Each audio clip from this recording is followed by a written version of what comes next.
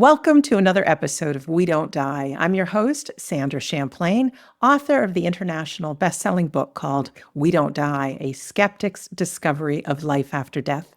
And just a reminder, my home base is WeDon'tDie.com, where you can always find our free Sunday gathering with medium demonstration, join a class. We've got a pretty big Facebook group. Oh, and there's lots to discover there. WeDon'tDie.com. Today, we have a very special panel of guests, and we'll discuss a project that has become an extraordinary book. The book is called Shining Light Parents Speak: Wisdom and Inspiration from Helping Parents Heal Leaders. As you may know, helpingparentsheal.org is my most favorite organization, not only helping parents through grief, but sharing the reality of the afterlife. Joining me today, we have Dr. Mark Pitstick, who has been on this show several times with his fellow authors, Anne Marie, Dolores, and Allison. Now, through the magic of technology, at the end, we're going to add on some words from Nancy, who couldn't join us live today. Welcome, everyone. Thank you, Sandra. Hi. Thanks for your wonderful Thanks show. for having us. Oh, I'm so happy to have all of you together. What I'd like to do first, maybe ladies, if you want to share where you live, just a little bit about yourself, and then I'll turn it over to Mark to introduce himself. And then maybe, Mark, you can continue on with how this project happened. So if that's okay, Dolores, I'll start with you. Great. Thank you so much, Sandra. So amazing to be here. I live in San Gabriel, California, right outside of Los Angeles. I'm a retired elementary school teacher. And my son, Eric, after he passed his spirit back in 2017, I became an author of 2 books that chronicle my whole journey, this whole journey with Eric, with this grief journey, and also after having found Helping Parents Heal, such an amazing organization. And I'm just so glad to be part of them and part of this book project. Well, thank you very much. Anne Marie, over to you. Hi, I'm Anne Marie and I'm in Australia, so coming to you across the oceans today. My son Harry transitioned to spirit in October 2020. I'm a professional writer and editor. And yeah, I can't remember what else you asked, but that's me in a nutshell. That's pretty darn good. Allison. So I just want to first say thank you so much, Sandra. When I was learning about the afterlife, you were one of the key people who helped me. And I am just so grateful and excited to be here. My son, Davey, transitioned in 2016 in a single car accident. I'm a former attorney. I represented kids in the child abuse court, and it kind of led me to a high school teacher so I could work with the kids in a different way. And I'm so excited to be part of this. You know, the difficult grief process has brought some beauty, and this is definitely part of that. Thank you very much. Before I go over to you, Mark, I just want to send condolences and all those wonderful things to you. As a parent, you know the reality of the afterlife and that your loved ones are around, but that journey through grief, I think grief is the most painful thing anybody deals with. And the more we love, the more painful it is. So that journey through grief from our darkest times can really bring about the biggest gift. And I know through our conversation today, the gift you are giving so many people with your words and how far it's going to extend. I know on behalf of you and your children and all the other people that participated, talking about being shining light parents, you guys are glowing brightly. So thank you for being who you are. So I'm going to send it over to Dr. Mark Pitstick. Thank you very much. Well, to learn more about me, you can visit my website, soulproof.com. And what I want to share during this time is the huge benefits for all people from this book. I'm not just trying to sell it, no matter what kind of loss or challenge you face. So this is not just for parents with a child who's passed. And here's why I say that. We interviewed 130 parents, and all of them had 1 or more children who transitioned from Earth. One of them had 5, all 5 of her kids. Oh my God, are you kidding me? A bunch of 2s, a few 3s. I mean, these numbers are incredible. And it just continues. Last week, I was working with a mom on a Helping Parents Heal webinar. last year, her son, her husband, and her dog all passed at the same time from carbon monoxide poisoning. And she was sad. You could tell she'd been through a lot. Her face is still a little contorted, but she is dead on focused on, all right, I went through this. Where's the blessings? What are the silver linings? How can I help other people? How can I make more sense? How can I honor my loved ones who passed? And I just stand in awe of this. And that's why we call them shining light parents. They're just so amazing. So if they can get through the dark night of the soul and heal enough to get to that point, find the meaning, find the blessings, share them with others, so can you. That's speaking to everyone who's watching this. In October 2023, we started interviewing 5 at a time these parents. And on the third set of interviews, Allison, who's with us now, and her husband, David, were talking about their amazing son, Davey. And they said, he comes through so loud and clear, there's no missing. And that's part of what they're going to share is how you can better sense your loved ones who have passed on.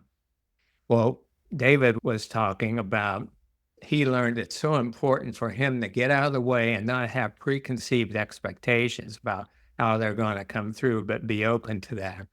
Well, just then, from the upper right, like from the ceiling, it was like this voice shot down into this part of my head and said, Mark, you guys need to write a book. Call it this title. It'll help a lot of people. And I said, I think I just heard from Davey, and you're right. He does come through loud and clear.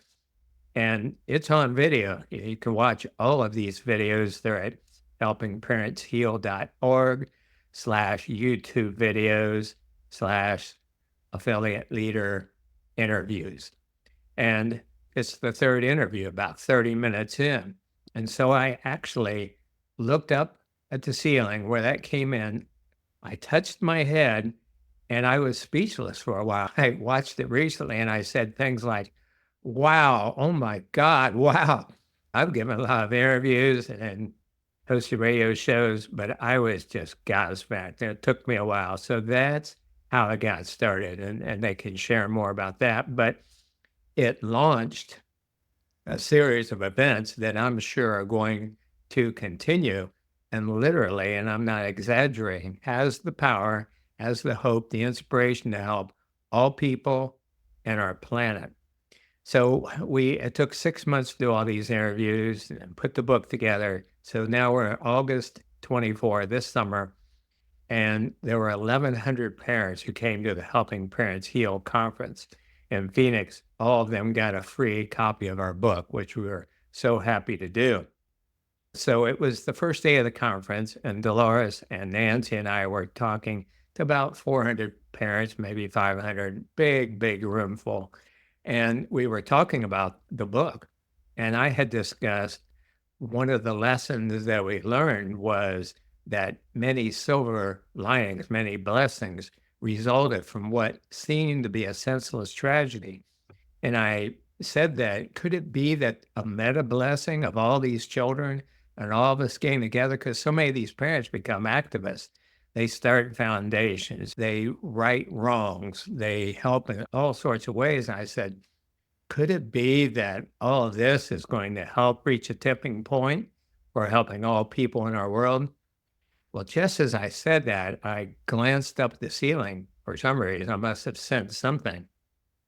And all this happened in a fraction of a second, what I'll tell you next. Thousands of smiling faces, children. Some were babies, some were little kids, some were teenagers, some were adult children. And this is a 30-foot high Sheraton grounds, a beautiful place. And they were around the ceiling, but then up into the sky and even into the clouds. So thousands. The word legions just came in, and it looked like they were seated in stadium seating. And my fiance, Andy, who's an evidential medium, said when she trained with Mavis Patilla, she said, yeah, that's a common report that when there are a lot of spirits, people in the next realm, they are seated in tears. So I didn't know that. Anyway, all this happened in a fraction of a second. I looked up, it was like, And then I looked back down and continued my presentation. A lot of people came up with questions and share stories. And this one mom said, I'd like to share with you. So we went out in the hall, and such an incredible story and so inspiring for everyone. Her only child, he was 18, and they were dear, dear friends. She's a single parent, passed on suddenly and unexpectedly. And she just did not want to continue living on earth. So she decided to pass on by suicide. By the way, notice I didn't say commit suicide, kill herself. You couldn't kill yourself if you tried, but you can leave this earthly experience. So she was literally sitting in the corner of her room on the floor with a bottle of vodka in one hand, a bottle of pills in the other, and was getting ready to start slugging them down when her son's phone rang. And she said, well, I should see who's calling him. And that was his best friend who had flown in to surprise his best friend. And he didn't know because this mom was so destroyed. She hadn't even handled anything after her son passed, didn't tell his friends and so on. Well, she said, I'm so sorry to tell you, but my son passed 2 days ago. So he started crying, and she said, come on over, let's talk. So they spent the afternoon talking, crying, and then eventually laughing, telling stories about this delightful young man who was her son and this guy's friend. Well, as he started to leave, she said, I just want to tell you something. You saved my life, because when you called, I was getting ready to pass on by suicide. Well, the next day, she knew that she had to do something. She had to take action, or she would just stay in the doldrums of depression. So she decided to volunteer for a pet rescue center. So she goes down there, and one of the first people that came in was a young lady who was disheveled, obviously been crying, depressed. And she said, can I see your most friendly dog? And so this mom, whose son passed, I'll call her Judy, brought the dog out. She said the young lady hugged this dog and cried over it for half an hour. So, having just come through what she came through, Judy knew that this young lady was really suffering. So they talked at length, and the young lady said, yes, I'll take the dog. And I want to tell you that you just saved my life, because this morning I decided this was going to be my last day on earth. And I just wanted to get some love and give some love to something, a pet, before I left. And when I heard that story, I thought, oh my God, that's it in a nutshell.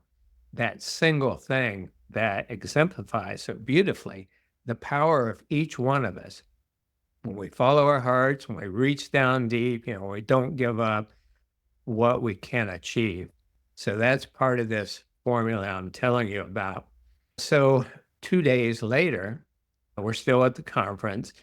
The Soul Phone Project medium team, we have 6 amazing mediums. You know almost all of them.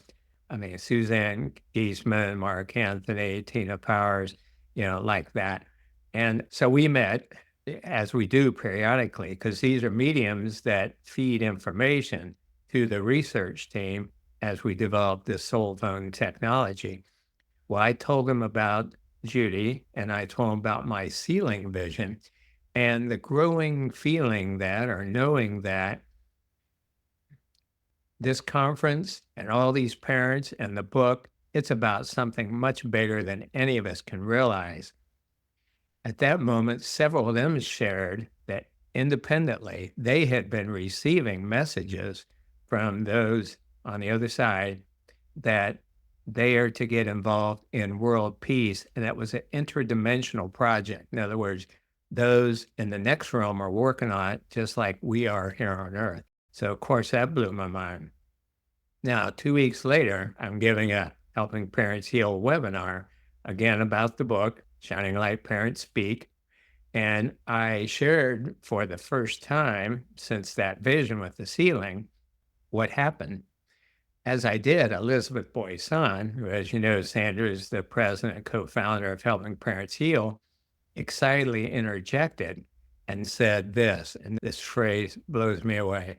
She wrote, the phrase that kept resonating within me after my son Morgan transitioned was our connection with the children on the other side will ultimately save the world.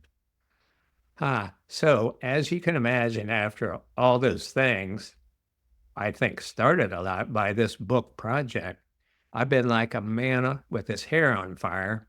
Well, maybe that's not a good metaphor for me to use, but I've been really working away at this. If you want to learn more about the program I've laid out, you can see article number 119 at soulproof.com.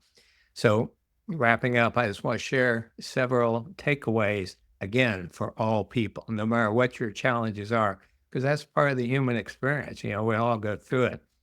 First of all, as I mentioned, as demonstrated by Judy, that we each can inspire, empower, and comfort others. And even if we just help one person, that's a big deal. Secondly, that deep pain and suffering, and you were talking about this, Sandra, before we started recording, deep pain and suffering can birth magnificent blessings. It can wake us up. It can shake us up. It can make us ask those important questions like, who am I? Why am I here? Is there really a God? Why is there so much suffering and so on? One of the buzzwords of helping parents heal is when a child passes, and I would say when any other big challenge occurs, it can make you better or bitter. And ultimately, it's a choice. And these moms will share more about that with you. The next takeaway is stay alert for glimpses of the greater reality. Our brain and five senses detect much less than 1% of reality. But sometimes when we're in a personal high energy state, or we're around a lot of high energy people like at the conference, we'll get clear experiences. I'm not a medium or anything or a psychic, but I saw those kids at the ceiling and I detected Davy telling me to write this book or telling us. So I say, stay alert for glimpses that you maybe usually wouldn't pick up. Next, remember that you're not alone in this quest. Your angels, your guides, master teachers, and the light have greater plans for you than you can imagine. And it's real simple. You don't have to change everything yourself. Just do what you feel called to do as well as you can, and that's enough. And that's the last point, which is each one of us play a vital role in the fulfillment of that divine plan. And as I discussed in Article 119, we've got all these near-death experiencers. Now we've got all the shining light parents, people who have had spiritually transformative experiences, and others. We can reach a tipping point much more quickly than you think. So with that, I will hand it over to the real experts, and you'll learn about this wonderful book that I recommend you get and share with others. First, I want to show off the book. Now, if you are listening on your favorite podcast, you can go to YouTube and find We Don't Die Radio, but it's Shining Light Parents Speak. So I just want to show it off. And then I'd like to get into the stories with our guests today, but I just want to tell you what's in it. There's wonderful forewords by Elizabeth Boisson and Dr. Gary Schwartz. Chapter 1, Conscious Language. Chapter 2, Sensing Your Child's Presence. Chapter 3, Finding Meaning and Purpose. Chapter 4, Sharing What We Have Learned. Chapter 5, Shining Even More Brightly. And there's more information in it as well. So we'll get into some of that, of sensing your child's presence in the conscious language as we go on, because it's important. It's important to share. Some people may never get the book, never read it, but anything that we can do within a podcast episode to help alleviate some grief and give people tools, that's what it's all about. Okay, Mark, where shall we start with our guests? I would say whichever one wants to go first, because truly they're the ones that have gone through it, and I am in awe of them, what they're doing. Let's go to Dolores and then Anne Marie and then Allison. It just feels right. That's how you introduced yourself. Hi, Dolores. Hi. Yeah, so this project has been such a blessing to us who have had this opportunity to be involved. We have been able to hear and have validated our feelings through these amazing stories, through these very courageous 130 parents who are also affiliate leaders and caring listeners for helping parents heal. And they have been able to very openly share how everything happened, to, of course, tell about their wonderful children, share the manner of their transition, and also such obviously painful stories to read, and go on with the connections that they have still, that they have continued to have, and the lessons that they've learned, what's come from this, even when they thought there was no hope, and even when they thought, how could there be anything?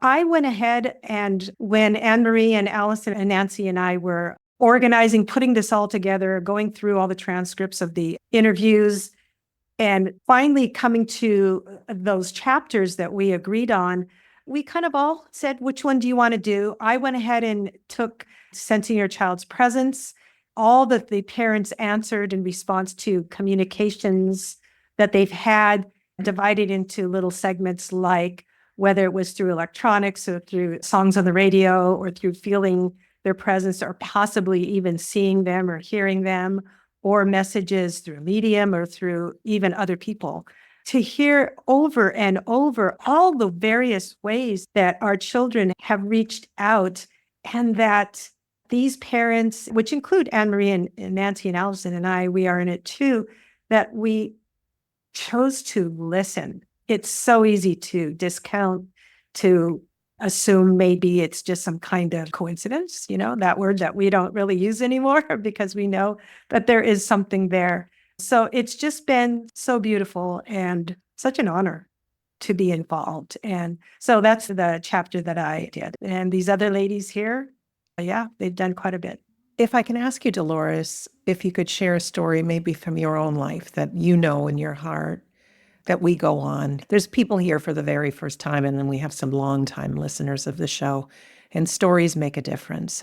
Yes, I'd be happy to. Boy, there really are so many, which I've kept in a journal, so they're all there. Even when I go back and read them, sometimes I will have forgotten something, go, oh my gosh, and then I get all excited all over again. But right after Eric passed away, I had, of course, been in deep grief, crying, calling out to him. I knew he was around. I didn't doubt that. That was something I already believed.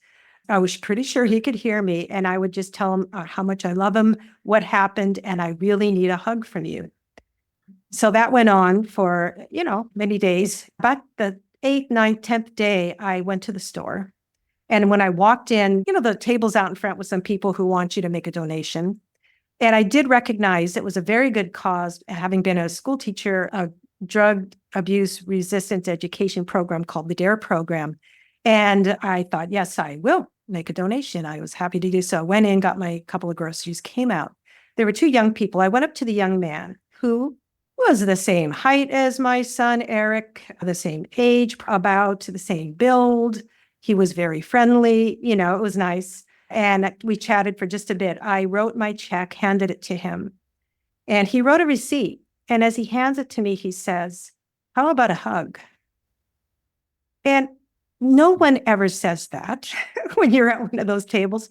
No one had ever said it previous. No one has said it since. This came right after my days of pleading with Eric for a hug. Here's a young man, could practically be him, offering for whatever reason a hug.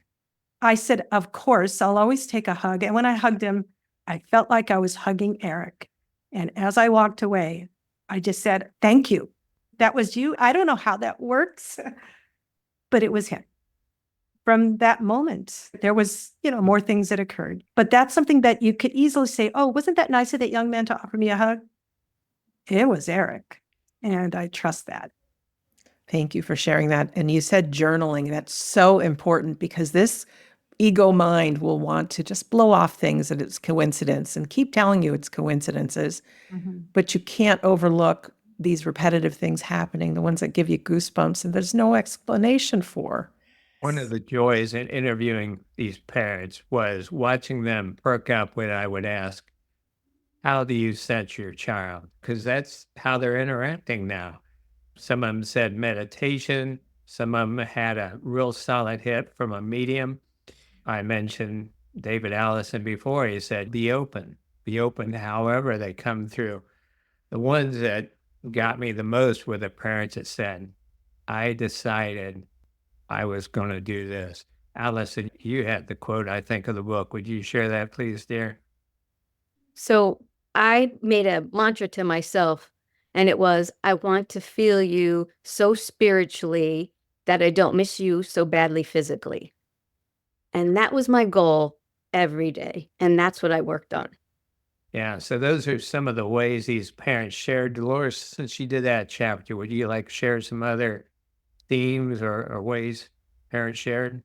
Yeah, there was one woman who got a message from her son through the ex-girlfriend. This woman had been going through old photos of her son with the girlfriend from high school, and it just became really emotionally overwhelming. And she was having one of those really bad nights with everything just kind of came back, all the pain. And what she was thinking, how much she missed that girlfriend, because it had been quite some time since not only they had broken up even before her son passed on. So she goes to bed, and when she wakes up, there's a text from this girl she hadn't spoken to in 5 years. And the text was, "Are you okay?" She is a friend of mine as well. She responds, "Yes." "Well, no, I mean, I was having a bad time, but why do you ask?" She said that in her dream, this is the ex-girlfriend, this is in the book. She said, "Ryan and I still maintain a connection, across the veil." She said, "He came to me in a dream and said, you need to check on my mother." So she contacted, and then they said, we need to talk. And they had lunch the next day or the day after. And it was just so amazing. That was one of the stories that really grabbed me. Yeah. Oh, They my. work in wonderful ways. Let's go over to Anne Marie. It's just so fascinating hearing all the stories again, some of which I've heard before. And even if I have, it's so nourishing for all of us. And I guess that's one thing that was a huge benefit out of being involved in this book is through reading transcripts or watching the actual YouTube interviews with these 130 parents, there is a real sense of how normal it is to connect with our loved ones on the other side. So that normalizing of afterlife connection is a real passion for me. And Mark said it's so helpful to anybody who's interested in that question of what next, what happens after. And there is so much evidence that it is really difficult to discount. And I guess none of us have a goal to prove anything. Like, we're all involved in this project because we have a sense of, the word duty or obligation is not the right nuance, but a sense of wanting to help other parents and other people who are grieving, just to know that their loved one is okay and to understand the many ways that they might be trying to communicate. So as Dolores said, the ways that children communicate in the case of those on the other side who are connected with the 130 parents, it's quite diverse, but we soon realised when we were looking through what we called the gold out of the transcripts, we looked at the most impactful, I guess, quotes or stories. And when we were looking at this huge, massive material, it was really clear that there were several themes, as Dolores said, that it wasn't 130 different ways that kids connect. It was maybe 8 or 9 with a few sort of random ones. I know for me, speaking personally, Harry's strongest mode of connection is through dreams. And that also includes visitations and what I like to call encounters. And that sense of lucidity and emotional connection is incredibly powerful. And honestly, it really is what sustains me. That regular contact with him, knowing that it never goes for more than 4 or 6 weeks without me hearing from him. And I might miss signs. Like, it probably took me a long time before I even saw my first sign. But since then, they do happen occasionally, but I can always rely on the dreams, some of which can be quite instructional. Harry was a very sort of well-grounded person, very much interested in how things work and the mechanics of objects. And often he will come through that way as well, particularly in the early days, where he would come through sort of saying, this is what happens afterwards. This happens and then this happens. And it's so straightforward and almost quite dry and instructional. But yeah, so for me, definitely it's dreams. As Dolores said, I document everything, like everything, even if it doesn't involve Harry, but it's has a spiritual aspect. Mark, I see your hand. Yeah, some listeners might say, well, it's just a dream. It could be her imagination, but share with them how your dear Harry came to and he apologized for the stain. Yeah, that was through a medium. And obviously, that is one category of how these parents find connection. I certainly have. I've probably got 3 or 4 standout stories. The story that Mark is referring to happened 3 days after Harry's fatal motorbike accident. I was in an absolute mess, as you can imagine. I didn't know there were rules as such around what you should or shouldn't be revealing to a medium in that situation.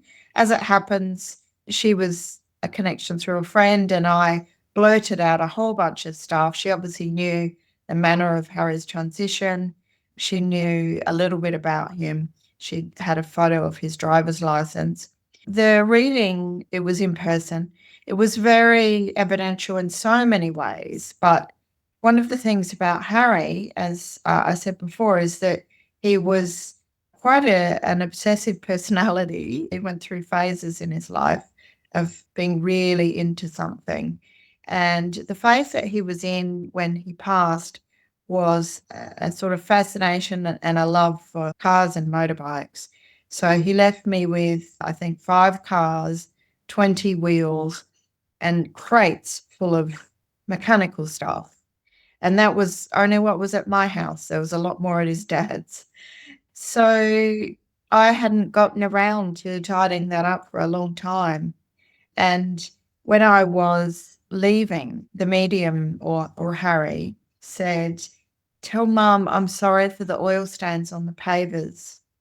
And I had no idea what that meant until weeks afterwards, I moved a crate full of car parts.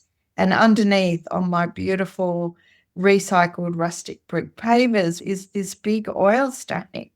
And I didn't even know it was there. And now, of course, I love that oil stain. Every time I walk past the oil stain, it reminds me of Harry. So, yeah, there are so many. That's the thing. Once you particularly read the stories in this book, but even talk to other parents, for instance, in Helping Parents Heal, but even other parents who've lost children or others who have lost significant loved ones, it is very common that they have stories of connection, but often they will discount it. So I feel like there is such abundant evidence for connection across the veil. And there's one more little story I'd love to share because I haven't shared this one before and it's not even in the book, but I was reminded of it the other day. There's a beautiful medium who's very supportive of Helping Parents Heal, and she does Sign of the Week. And I'd never taken part in that because I always had this fear that I would not get a sign. And, what did that mean if Harry wasn't responding?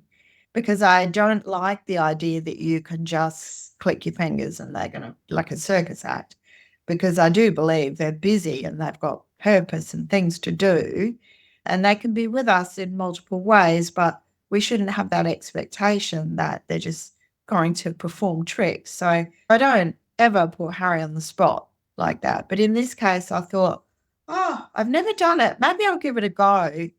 And the sign of the week was the rhinoceros. Quite an unusual thing. So I went about my week, didn't even think about it. And about 5 days passed and I was walking a route around my town, which was backwards. I normally go the same type of way. And I was doing it backwards with my partner. So not walking backwards, but the opposite direction.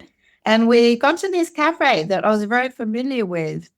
And we were just deep in conversation. And I looked up and there above me was a rhino on the back of their sign. And I said to him, "Oh my God, Harry, it's a rhino."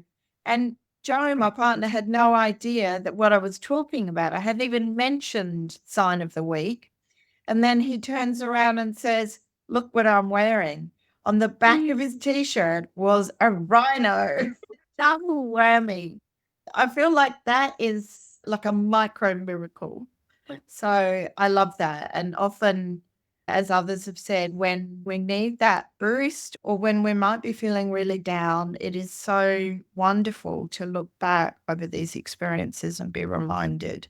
This book is another opportunity to do that, to really feel that sense of connection and the love that is so evident in this book, because despite it being about grief, it's a really positive and hopeful book. It is about the fact that love never dies. So how can it not be a beautiful book to read? There is also that sense that readers get, is that we're not alone. Like, we might feel we can't share these things in our normal life, but even reading these stories, we can feel connected to all these other parents, because it's not just happening to one person or one parent. It's universal and it's common.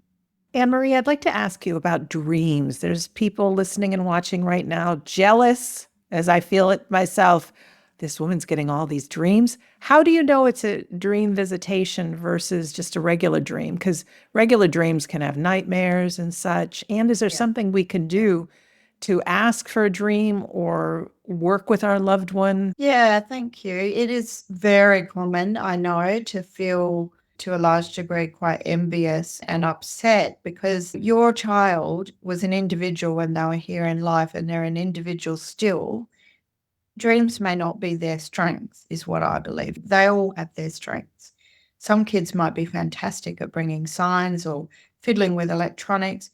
I feel that Harry's forte is dreams, and my first dream occurred at 6 weeks afterwards, and it was one of maybe 6 visitations. And the visitation characteristic in my mind, and obviously I've read a lot and listened to a lot of people on this topic, but for me, it's that sense of strong emotional connection.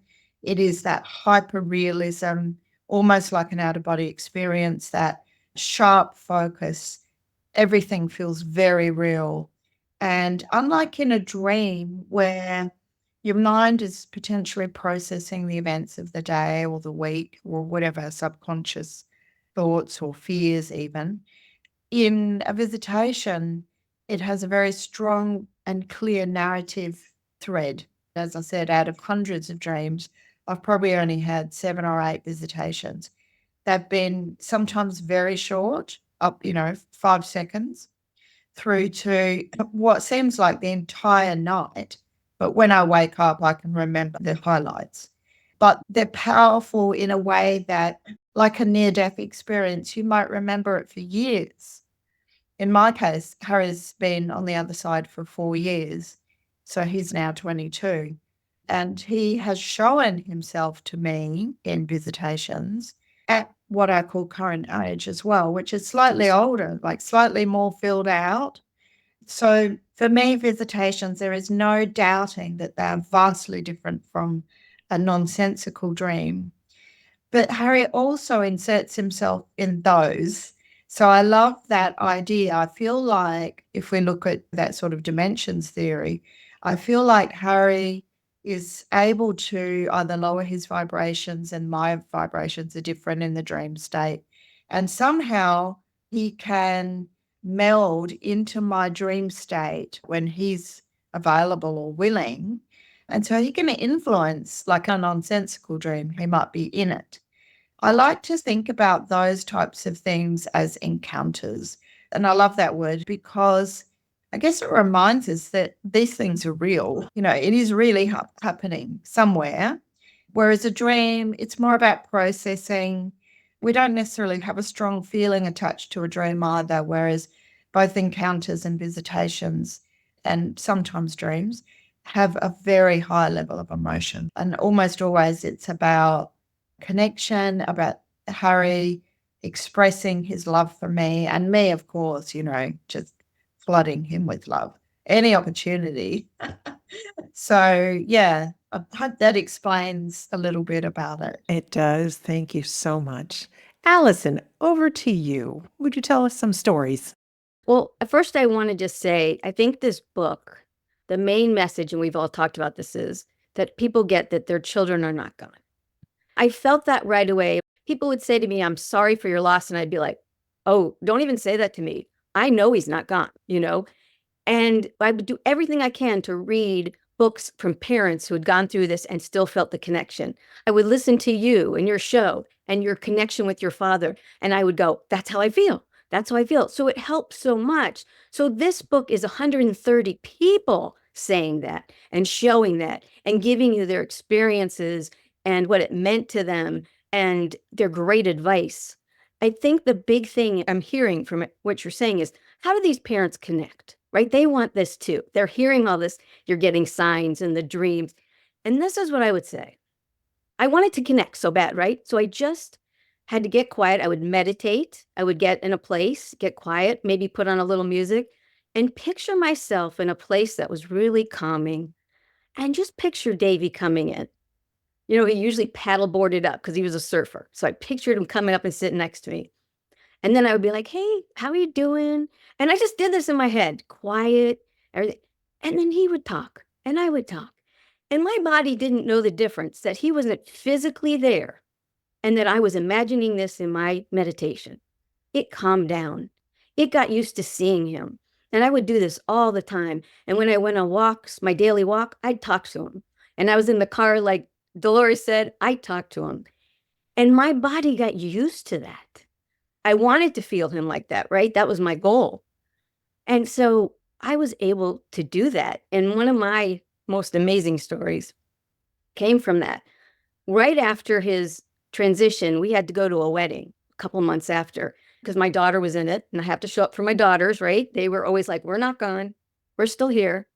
And so I go to this wedding and I'm doing really good, making it through. And then the unexpected happened where you get that wave. So I know how people feel. The mother-son dance came. I hadn't thought about it. And I just got up. I quietly just walked to the bathroom and, of course, had the wave of grief. And it was really difficult. And every wedding after that, my family got used to like putting a baby in my arms, doing something, right? So my nephew, who was Davy's counterpart, like they were best buddies, got married a couple years later. And I got in meditation and I said to Davy, I don't want to be sad at his wedding. I want to be joyful. I want to be happy. I miss that I didn't get to do that with you.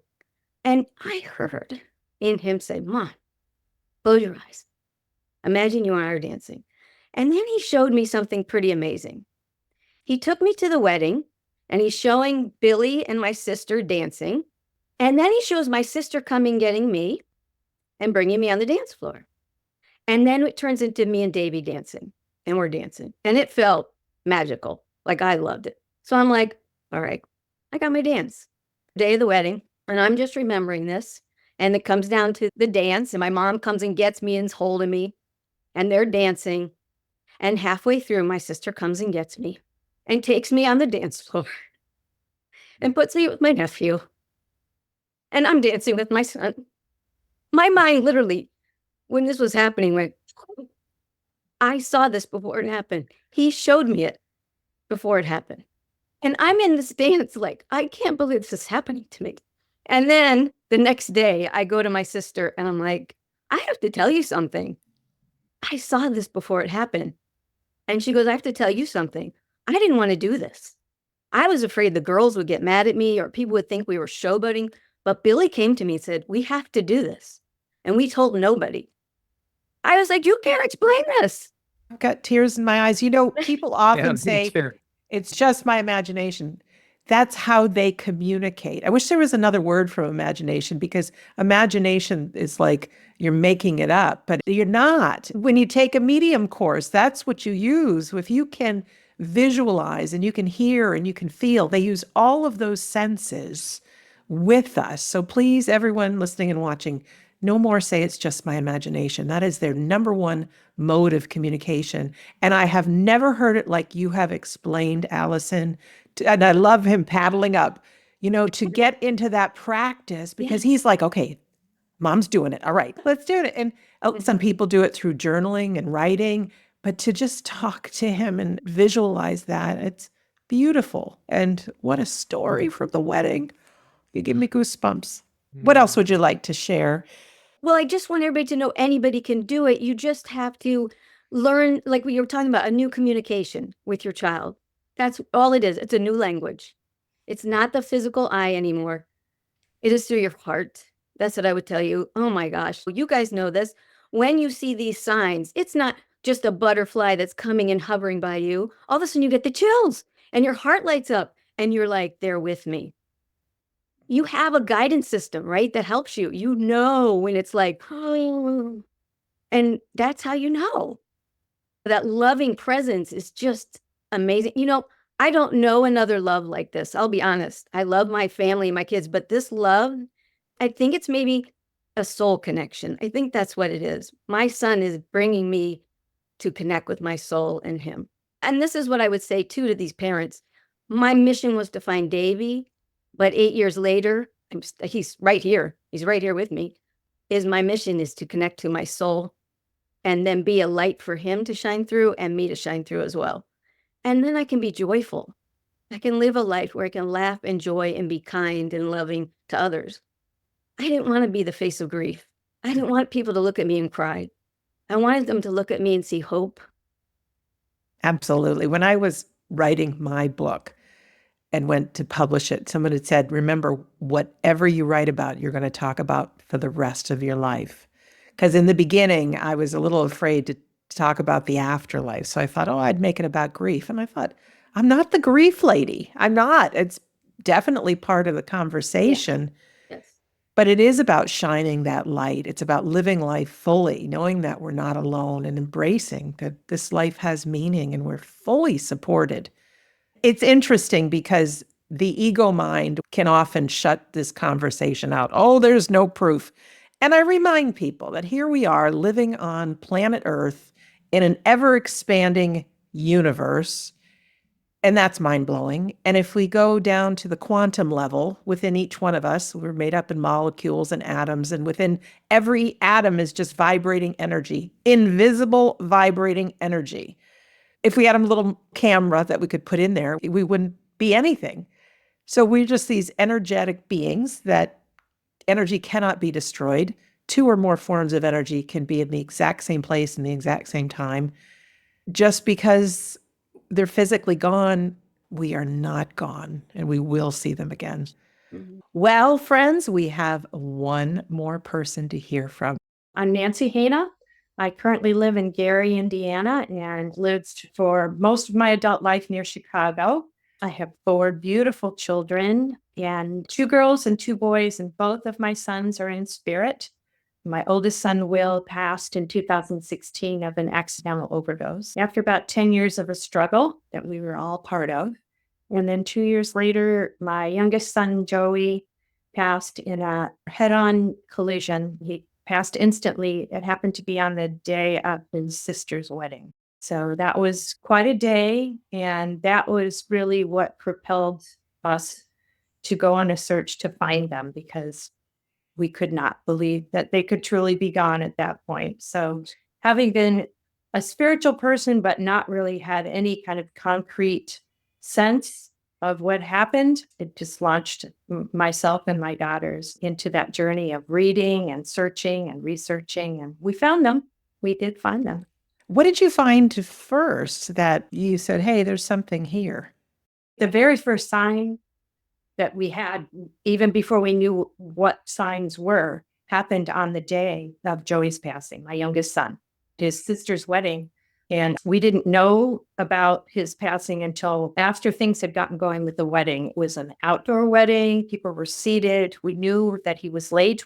People were pretty annoyed. We didn't know what had happened, but we knew something had to have gone wrong. And we got the call while things were very much underway and decided to go ahead and have the ceremony. And then we would tell the rest of the family and just go from there. So this is after the ceremony, after the vows. And my middle daughter was watching my now step grandson, who was 4 at the time, inside a building, waiting while pictures were being taken. And they were just kind of passing the time. And my grandson said to my daughter, Maggie, "We need to go find my friend." And Maggie asked him, "Well, what friend is this?" Thinking it was one of the children in the wedding party. And he said, "Well, I don't know his name.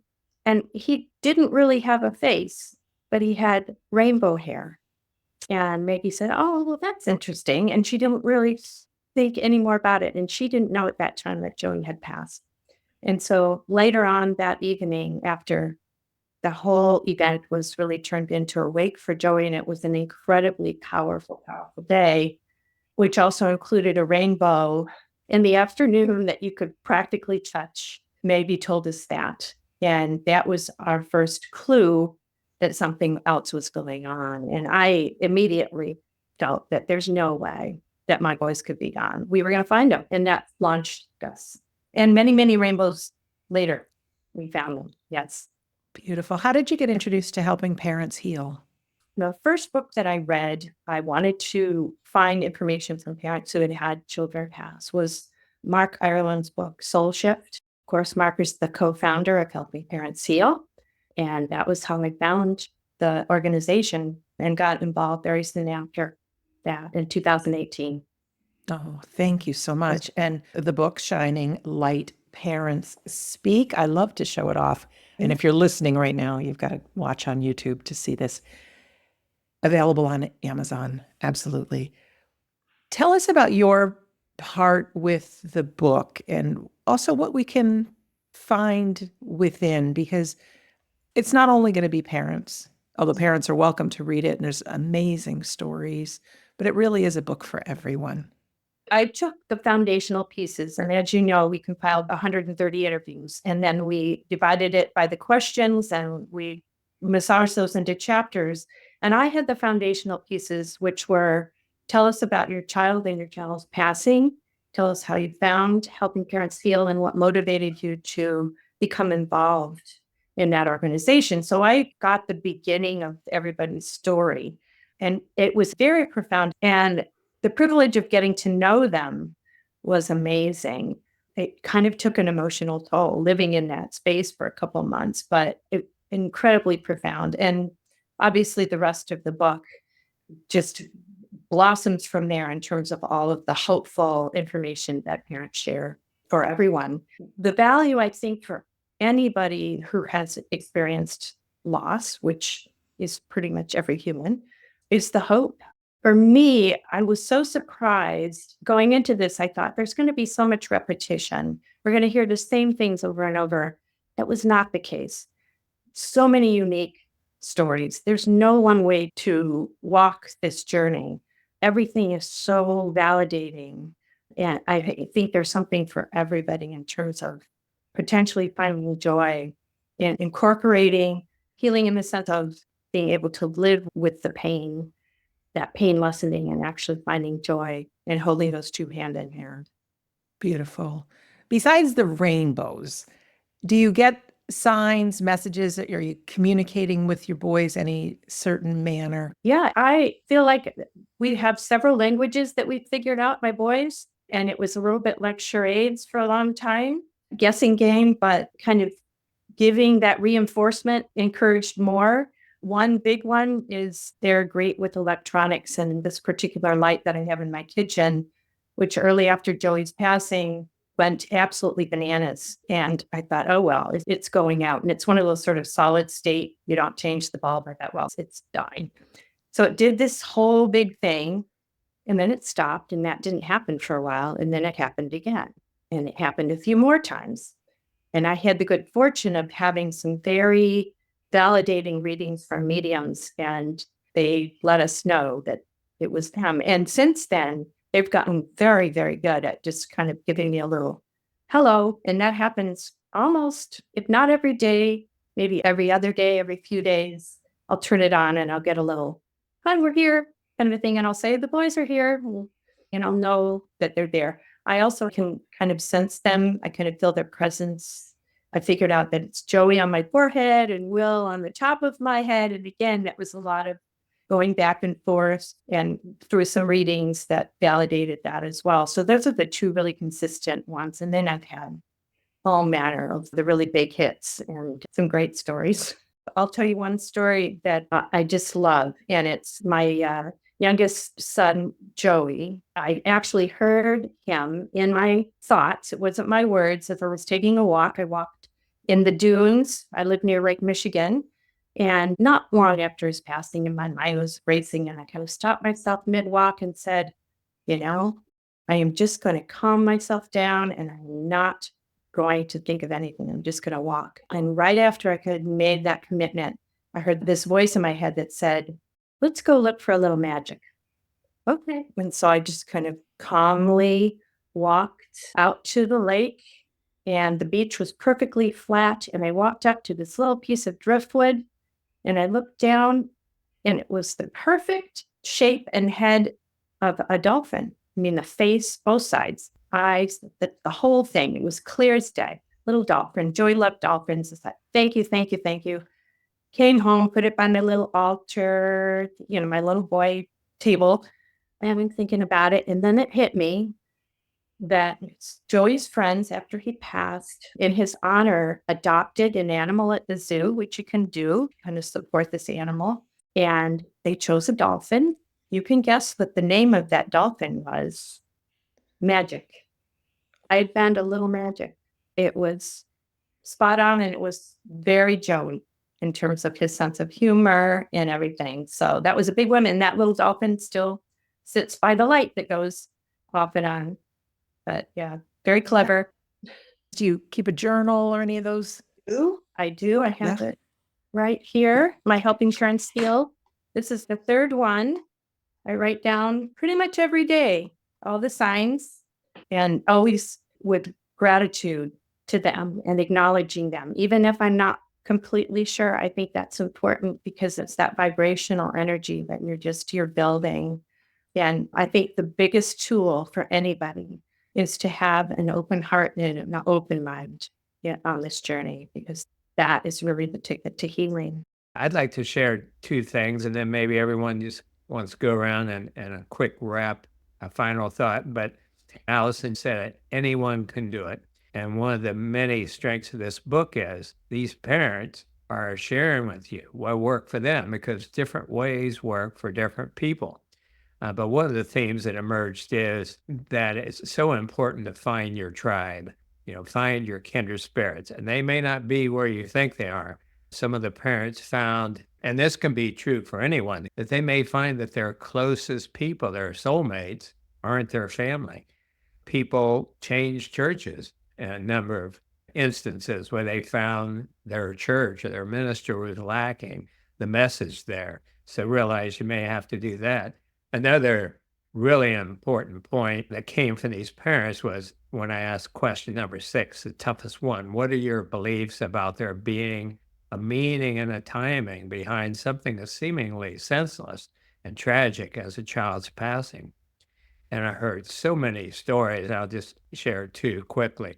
And, I'm involved in so many projects. It seems like writing the book was like a lifetime ago, but the basic story was this. On one, so there was this 5-year-old girl, and she was precocious. She was telling her mom about the afterlife and how life is set up. And it was a Presbyterian Sunday school.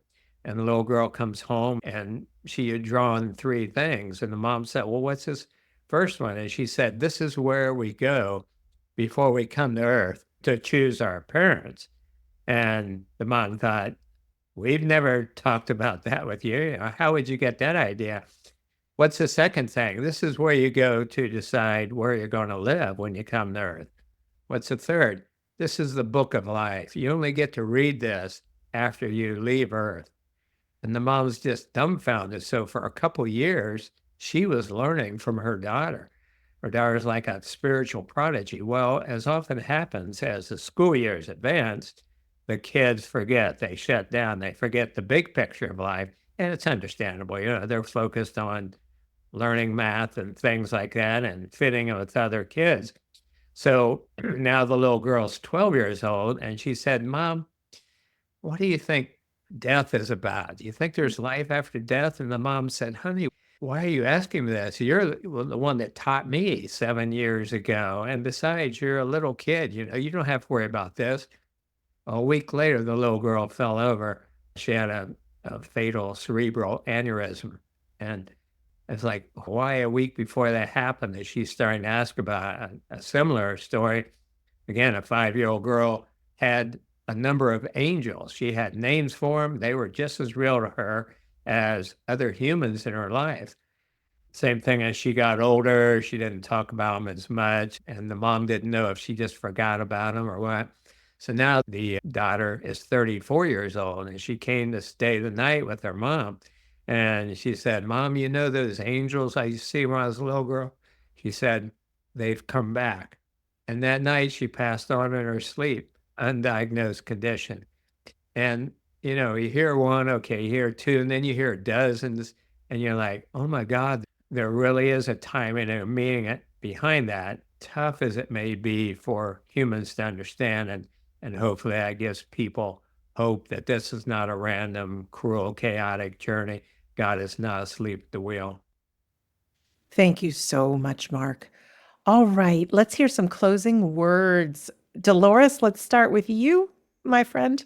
Yes, thank you, Sandra. This has been so amazing. And, I do want to bring up quickly that I saw a therapist for about a year and a half, a Greek therapist who was amazing after Eric changed worlds. She told me at some point, and she and I didn't have spiritual discussions, she was my therapist, but she did say at one point, you're now going to have another relationship, a different relationship with Eric. And at the time I was like, what? I didn't get it at all.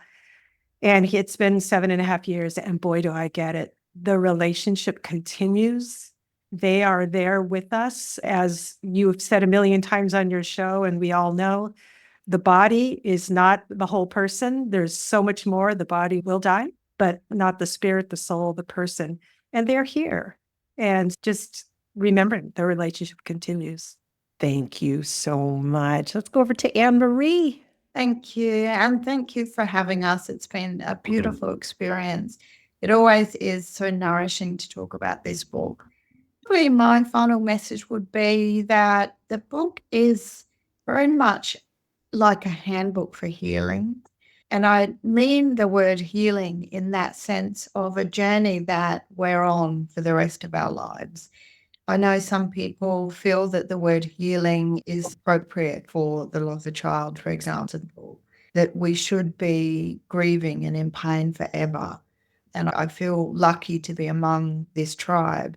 These parents have reached a point where we know in our hearts and with a certainty, although there is a spectrum, obviously, it doesn't mean that everything's sort of peachy and roses for us all the time, but we know in our hearts that our children are still alive and they're showing us in multiple ways. So I just echo what everyone else has said in terms of how universally helpful this book is, regardless of the type of grief you might have. Just to know that there are people who have these experiences in itself is nourishing and helpful. Nancy. I would like to maybe just read one little quote from the book, and it's toward the end of the book. Just a little summation, and this is by Lori. Her son is Garrett, and here's what she says. And she has a little bit of mediumistic ability, as do many parents, as it turns out. After their children have passed, they discover this. So this is Lori. My son Garrett said, Mom, don't keep going over and over how I passed, like a hamster in a wheel, turning 300 times. I didn't pass on 300 times. It's not important to me. I want to be remembered for how we laughed and how I made you laugh, not how I died. It's easy to get stuck in the sadness, but they want us to think of happy moments. I love you all. I'm We love so you. grateful. And Allison. I would say, and I know we talked about this, all us moms, that you're not alone. not only does this book show you there are all these parents out there that care so deeply, they're affiliate leaders, they're caring listeners, but the organization Helping Parents Heal is such a beautiful organization. I think what resonated so much with me was when they said shining light parent. I thought, that's what I want to be. I don't want to be a grieving parent. I want my child to shine through me, make me a better person, and I can be joyful and not feel guilty about being joyful. It's actually, I'm making him proud. And I love doing acts of kindness with them. I love doing fun stuff with them. And so you can do those things still with your child, and you're not alone. It's a great organization. So I hope everybody will look into the book and the organization.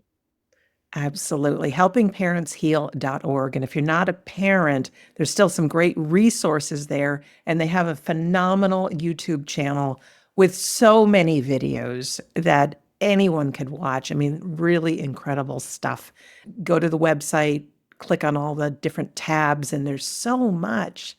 Definitely so much. Dr. Mark, what say you as we close out our episode today? I say my heart is full. This was a wonderful time here. I would just share at the conference, 1,100 people, that's a lot. And I heard stories of several people who were not associated with the conference were walking down the hall, and they said to someone in the conference, wow, it looks like you guys are having a great time. I'd like to be part of this group. What's this about? And parents said, no, you wouldn't, They're all brave parents. But it just illustrates that you can go through life no matter what your challenge is. You can go through life and deal with that, but still it's not an either or, it's an and. In this case, yes, their children passed, and we choose to be happy and peaceful and bright in the world. So that's the biggest thing I can lead. Thank you all for being my guests today. Thank you. Really, truly. And for our listener or our viewer, thank you for taking the time to be with us. I know your time is so valuable. There's other things you could do, and you chose to be with us today. So I really want to not take that for granted and say thank you. Be sure to check out the book, Shining Light Parents Speak. And you can find out more at the website, helpingparentsheal.org. And like I said, check out that YouTube channel. You can go to soulproof.com. Also, my website is wedon'tdie.com, where you can find all past episodes. You can join our free Sunday gathering inspirational service every week at 2:00 New York time. It begins. There's a medium demonstration included.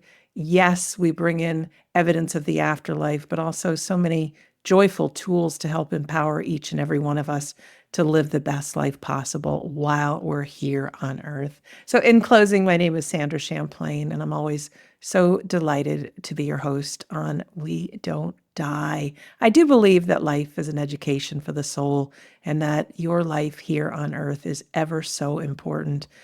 Communicate with your loved ones, make it a practice, journal, they are with you, trust. Never say it's just my imagination. Say, oh, thankfully, it's my imagination. Talk to your loved ones. Ask for those signs. Why not? And just know that you are never alone. We never die. In the invisible space around you, there's so much love for you. There truly is. So I really want to thank you for listening or for watching, and we'll see you again soon.